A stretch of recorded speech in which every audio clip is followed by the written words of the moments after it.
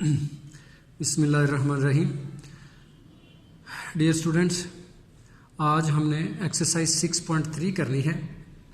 इसके smart syllabus के मुताबिक जो क्वेश्चंस हैं, क्वेश्चन नंबर 4 है, 5 है और 7 है। ठीक है, ये 3 क्वेश्चंस हैं जो स्मार्ट सिलेबस के मुताबिक हमारे सिलेबस में शामिल हैं। क्वेश्चन नंबर 4 है, इसकी स्टेटमेंट मैं पढ़ता हूँ, बुक सामने रखें, मेरे साथ ज़रा टैली करें उसको। लिखा है the salaries of 5 teachers in rupees are as follows. ठीक है, ये नीचे 5 टीचर्स की सैलरी दी है, 11,500, फिर 12,400, फिर 15,000, फिर 14,500, फिर 14,800। ये 5 टीचर्स की सैलरी है। कहता है find range and standard deviation. इसकी रेंज फाइंड करनी है और स्टैंडर्ड डेविएशन फाइंड करना है। ठीक है, आपने डाटा देखा, डाटा में जो सबसे लोएस्ट वैल्यू है उसको हम x नॉट से ज़ाहिर करते हैं और वो है 11,500। इसी तरह से जो मैक्सिमम वैल्यू है इस डाटा के अंदर वो है 15,000। तो रेंज फाइंड करने का फार्मूला हमने प्रीवियस डिस्कस किया था। रेंज इज इक्वल टू होती है x maximum minus x minimum. तो x मैक्सिमम 15,000 है, माइनस x मिनिमम जो है 11,500 है। तो हमने इनको सब्ट्रैक्ट किया तो 3,500 रुपीज़ जो है वो रेंज निकल आई। ठीक है, रेंज बड़ा आसान छोटा सा फार्मूला है, लगा के आप आसानी से निकाल सकते हैं। इसके बाद आपको ये नज़र आ रहा होगा कि नेक्स्ट वो सेकंड पार्ट में कहता है कि स्टैंडर्ड डेविएशन फाइंड करें। स्टैंडर्ड डेविएशन फाइंड करने का फार्मूला सबसे पहले ना, मैंने इस चैप्टर के शुरू में बताया था कि इस चैप्टर में टेबल शेबल बनाने होते हैं। अभी तो स्मार्ट सिलेबस है, बहुत कम सवाल हैं, नहीं तो काफ़ी टफ भी सवाल थे इस यूनिट के अंदर। तो टेबल बनाने से पहले आपके जहन में फार्मूला होना चाहिए। ठीक है, फार्मूला हो तो आपको पता चलता है कि मैंने टेबल किस तरह का मुझे टेबल चाहिए। तो स्टैंडर्ड डेविएशन का फार्मूला होता है square root of sigma x square divided by n minus sigma x over n का स्क्वायर। ठीक है, तो यहाँ पे आपको क्या क्या चाहिए, एक तो एक्स स्क्वायर का सम चाहिए और दूसरा एक्स का सम चाहिए। आपने टेबल जब बनाया तो पहले एक्स लिखे, फिर एक्स लिखे। ठीक है, इनका हर एक का स्क्वायर लिया तो आगे लिखा हुआ है, यानी कि 11,500 का स्क्वायर लिया तो 13,225 टेट्रा 0 आ गया है। इसी तरह इसका स्क्वायर लिया तो ये आ गया, इसका स्क्वायर लिया ये आ गया, इसका स्क्वायर लिया ये आ गया, इसका स्क्वायर लिया तो ये आ गया, यानी कि ये एक्स हैं और ये इनके स्क्वायर्स हैं। ठीक है, तो जब आपने इन सब का सम किया तो उसको सिग्मा सम किया, तो सम को सिग्मा से ज़ाहिर करते हैं। इनका सब का सम किया, सिग्मा एक्स जो है 68,200 आ गया है। इन एक्स स्क्वायर का सम किया, सिग्मा एक्स स्क्वायर फाइंड किया तो 9403 1 2 3 4 5 7 0 आ जाती है। तो ये दो वैल्यूज़ आपकी आ गई हैं। अब आप देखिए तो उसने खुद कहा था सैलरीज ऑफ 5 टीचर, यानी कि डाटा में जो नंबर है उसका कितना है 5, तो n इज इक्वल टू 5 आ जाता है, n इज इक्वल टू 5 आ गया। अब आप ये सारी वैल्यू इसमें लगा दें, सिग्मा एक्स स्क्वायर की वैल्यू लगाएं डिवाइडेड बाय n की वैल्यू लगाएं, माइनस सिग्मा x की वैल्यू लगाएं डिवाइडेड बाय n की वैल्यू लगा के ऊपर स्क्वायर लिखें, स्क्वायर रूट ले लें।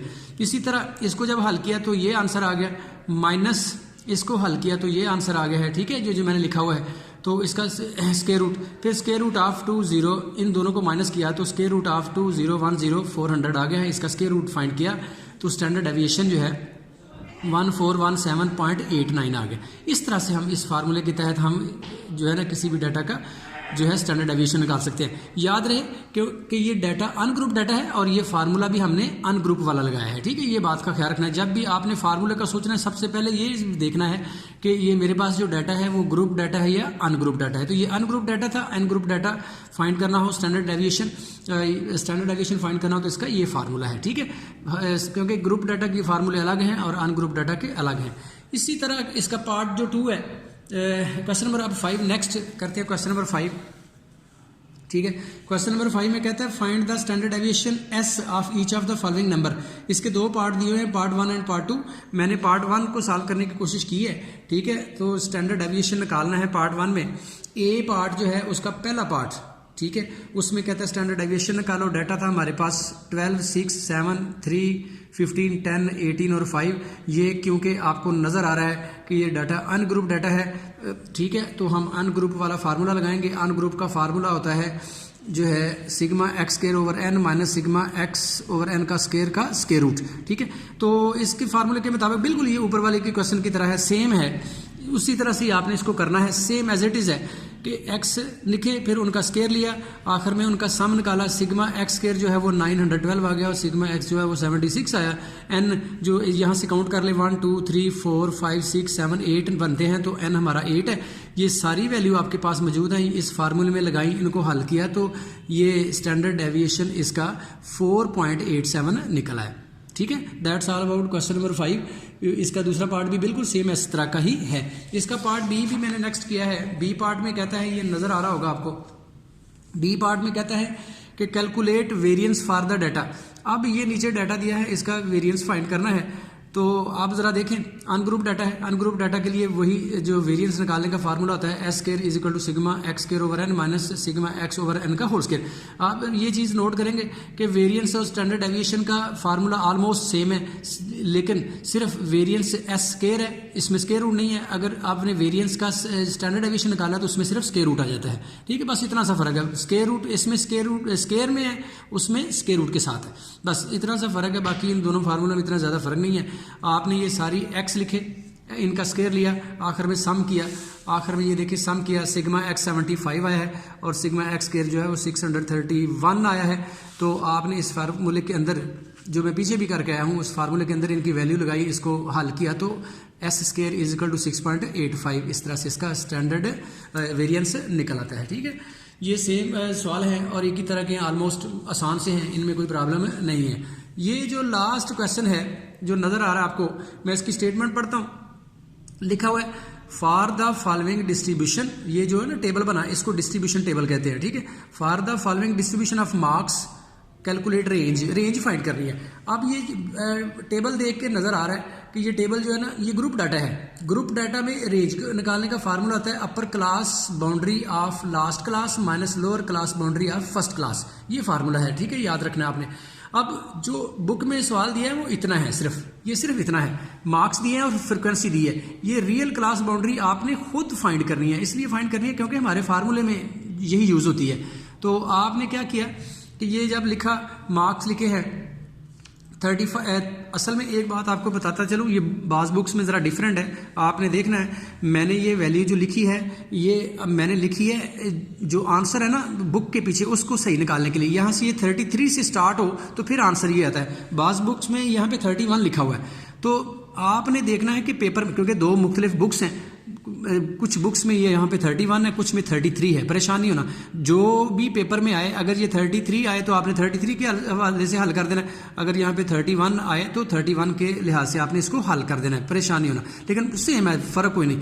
मैंने हल किया है 33 के लिहाज से क्योंकि बुक में आंसर 43 था, मैंने उसके हिसाब से इसको यूज़ किया है। तो मार्क्स 33 से लेकर 40 तक, फ्रिक्वेंसी 28 है, 41 से लेकर 50 तक 31 है, 51 से 60 तक 12 है, 61 से 70 तक 9 फ्रिक्वेंसी है और 71 से लेकर 75 तक जो फ्रिक्वेंसी है वो 5 है।